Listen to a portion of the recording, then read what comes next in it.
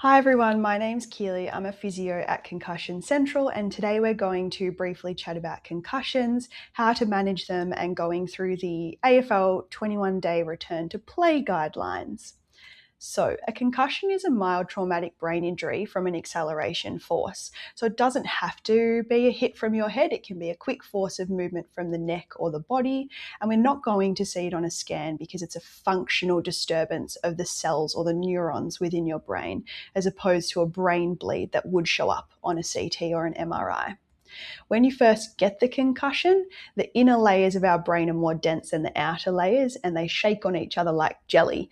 So we get a bit of a stretching of the nerves within our brain. When they stretch, they fire all off at once like fireworks, and then the energy within those nerves drops. So it gets all used at once, and then we end up with this energy crisis within our brain. You might feel confused, headachy, dizzy, a loss of balance, or sometimes it can be quite vague, just that general not quite feeling right or like you're in a bit of a daze. Others might see that you're stumbling, acting a bit different to normal, or not quite keeping up with the play. You may have seen someone who's concussed, and then those first few steps, they're really off balance or like they're going to fall over.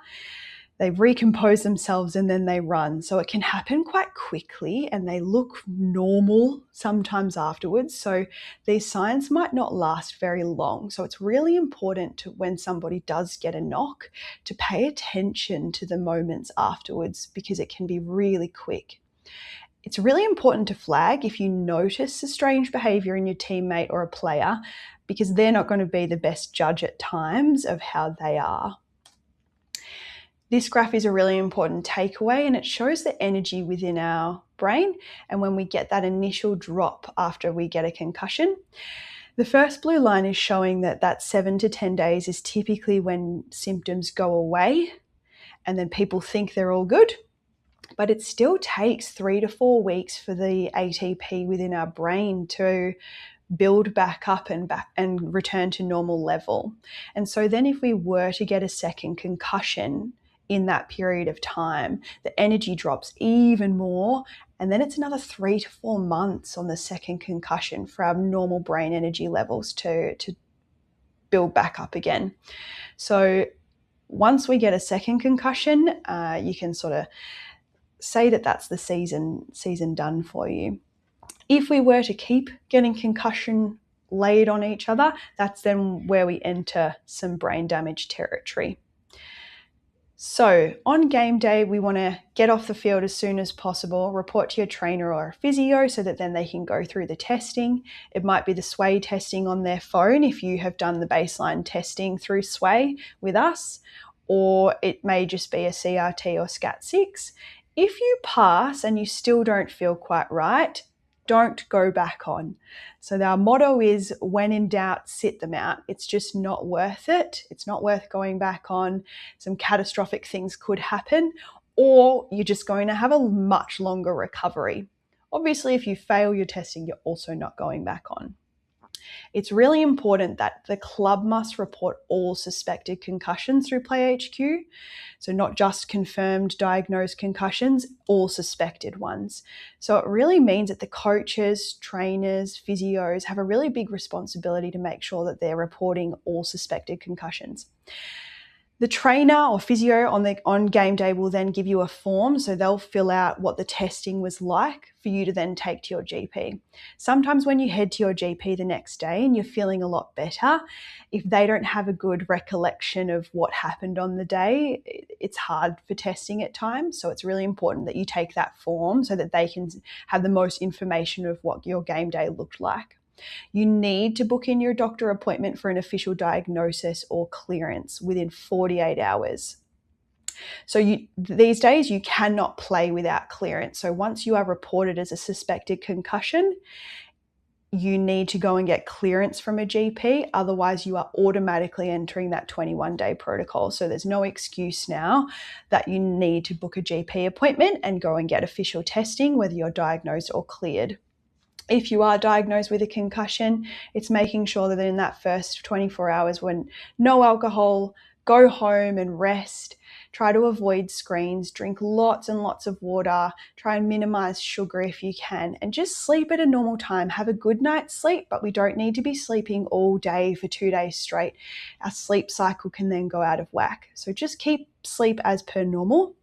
If you are also diagnosed with a concussion, it's important to contact your club about insurance and getting your concussion registered. If you did need concussion physio or some treatment, then that can get covered. So it's really good to get on top of that as soon as possible.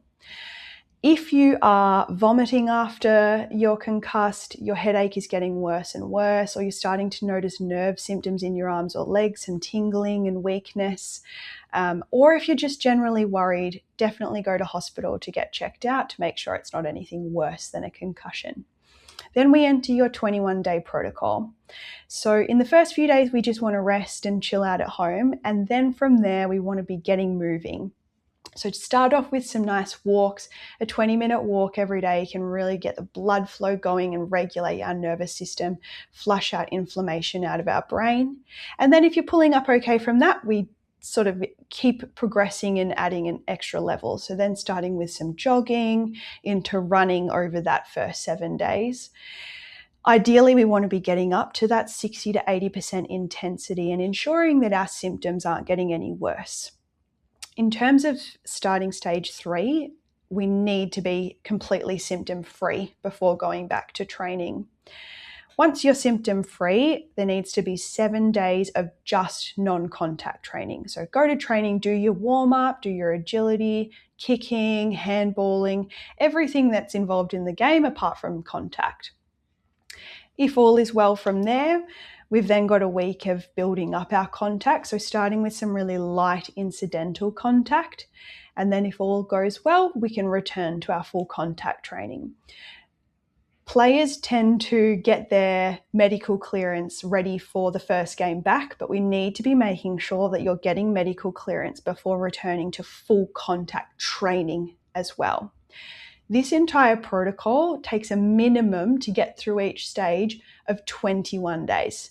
Minimum.